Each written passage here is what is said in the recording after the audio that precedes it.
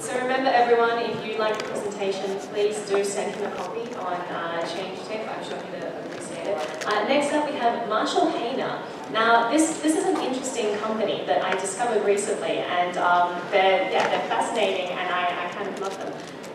He is the CEO of an organization called Trees. And what Trees does is they send medical marijuana in areas where it's legal by drone to people. And I found it very interesting on their website, reading through.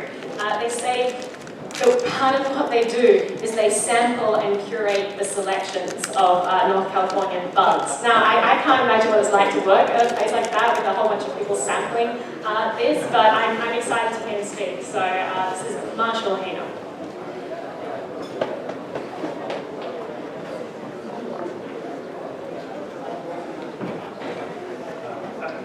Actually, there's been a little change, so I'm not Marshall, I'm Guillaume, I'm with Gyft. Oh, and yeah, that's cool. So we'll be talking today about the future of gift cards, and I want to touch on two things. The first thing is how we see the blockchain actually helping transform the gift card industry, and I also want to touch on later how we look at blockchain, the ecosystem, the private, the public, the federated, etc. So, a brief, I think most people here are familiar with Gyft as the application of choice to turn your bitcoins into a number of retailer gift cards. What's relevant to this talk here is that if you think about Gyft, we're really like a buyer and seller of gift cards. We're a distributor of gift cards for mobile application. And so it's critical for us that we can buy and source these gift cards in a secure fashion, right? So talking about our app, today we have a special promo code for all you guys here. We have mentioned this on Twitter as well.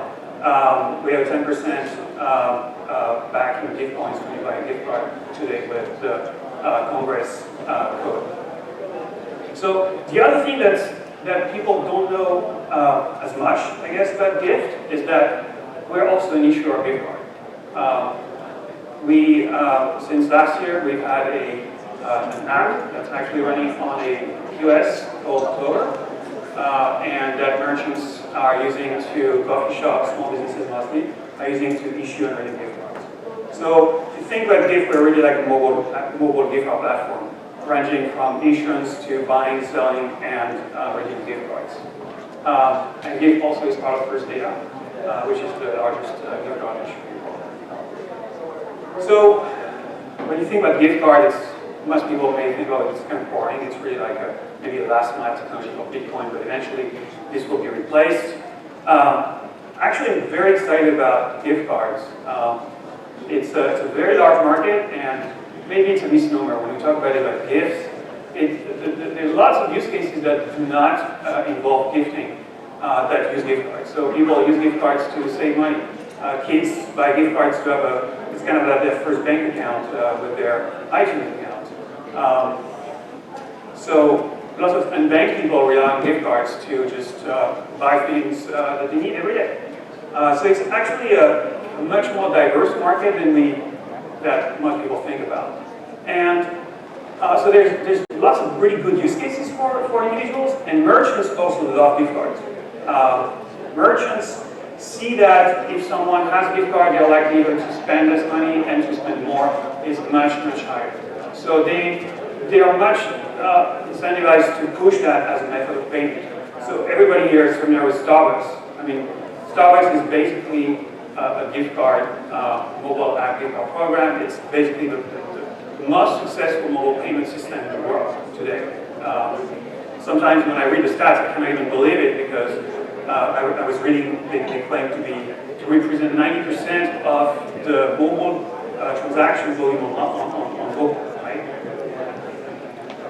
So gift cards from a future standpoint have many challenges. First one is the security. It's really early 90s technology. I mean, and for most people here, when you look at how a gift card works, it will make you laugh, right? So it's basically 16 digits. and one-time use that are associated with some value. Sometimes there's a PIN, but it doesn't necessarily protect redemption. So it's very insecure. So if you think about us, Gyft, buying and selling these codes, and a lot of people in the industry doing that, it's critical that we kind of upgrade this infrastructure. The second part is, as we mentioned, gift cards are used more and more for other things than gifting. So Starbucks is, for instance, using it to combine with rewards, and some it's going to be combined with debit cards, credit cards. So the interoperability aspect of gift cards is becoming very critical. And then the last part is the flexibility.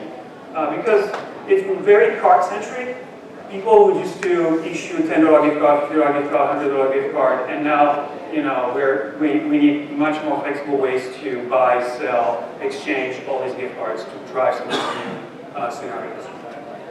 So I just want to touch on the security aspect. I'm just going to dumb it down. If you look at the flow, for instance, of these codes today in the industry, these codes go from the merchant who maybe issues them to the processor, to a distributor and say a large aggregator of gift card codes, to a reseller like Gyft, to a gift buyer, to a gift receiver, back to the merchant.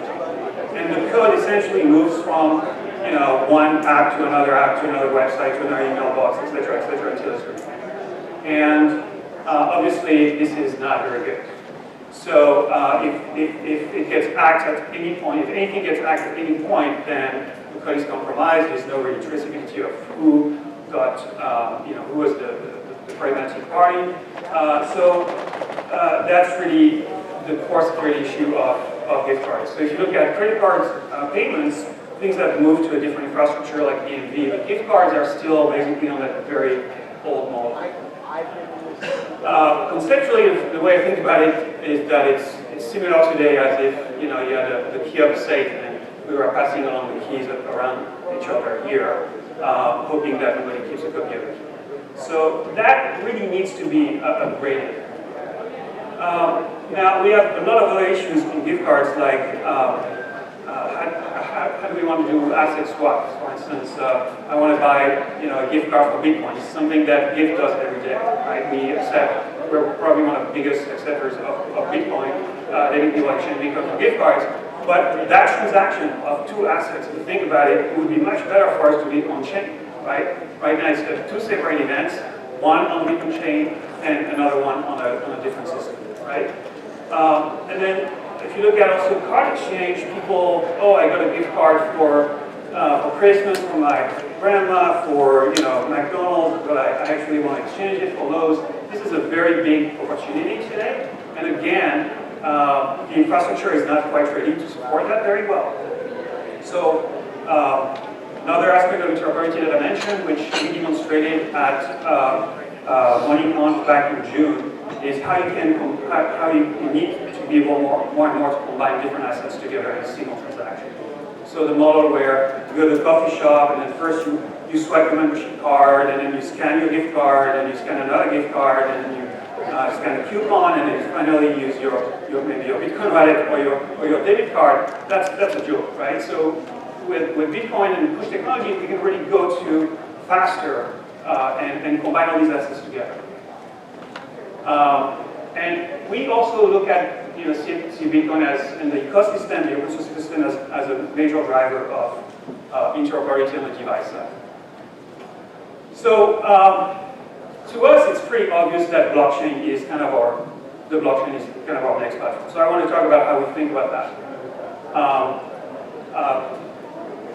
A lot of the questions in the industry right now is, should you do public blockchain, should you do private blockchain, federated blockchain, industry chains, etc., etc. So I wanted to clarify how we think about this. So far, what we've shown to the industry is how we do like gift cards directly on the Bitcoin blockchain. But we see value in also federated chains, industry chains, and what we see is that all these things are going to coexist together. And so banks are going to have their own private chains. Gift card industry is going to have their own chain. And Bitcoin is going to be probably one of the biggest chain out there. And so depending on what you need to do as a developer, you will want to combine these things together. So it's possible today to take some Bitcoin from Bitcoin, and if you trust a federated chain or private chain, to move them to that chain, and then be able to do on-chain atomic swaps with other assets on that chain. So that's what we're very interested in. This is the vision that we see today for the industry, is how all these chains will actually work as a single blockchain. So when Gyft talks about the blockchain, what we really mean is not the Bitcoin blockchain or all the blockchains, but we mean all the blockchains linked together through these links between chains. Thank you.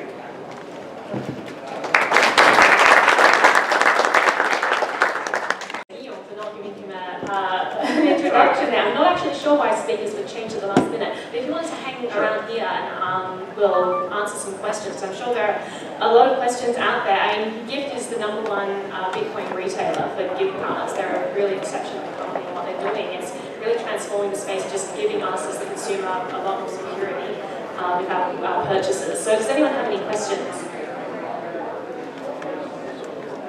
No questions? Must have explained everything very well.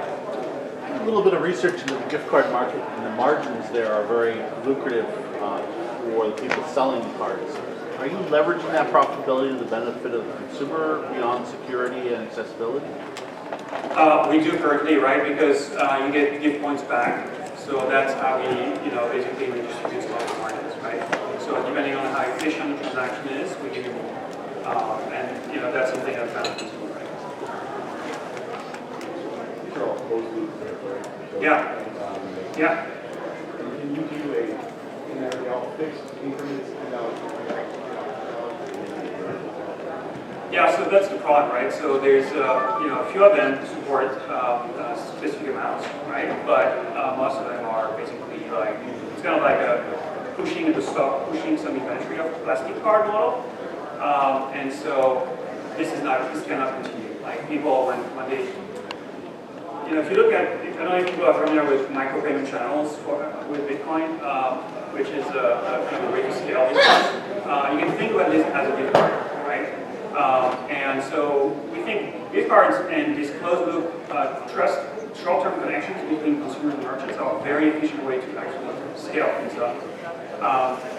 But it's not going to work if when you want to buy a coffee, you can only buy $5 of coffee, and then you need to figure out a way to get reimbursed for the chain and all that. So yes, this is a major issue. Okay, close to your last slide, you mentioned couponing. So can you describe what you're doing in the couponing space? We presented, basically, we wanted to present a vision as many of what's possible. So Gyft is not involved directly in couponing, but there are other companies, in our group that are involved in that. So we see really Bitcoin and push payments as an ecosystem, as a software infrastructure to be able to do multi-asset push transactions at point of sale, combining coupons, gift cards, bank deposits, Bitcoins, other digital currency in a single transaction. Thank you so much. Thank This you. is fascinating. I can't wait to see what you guys come up with next. And now we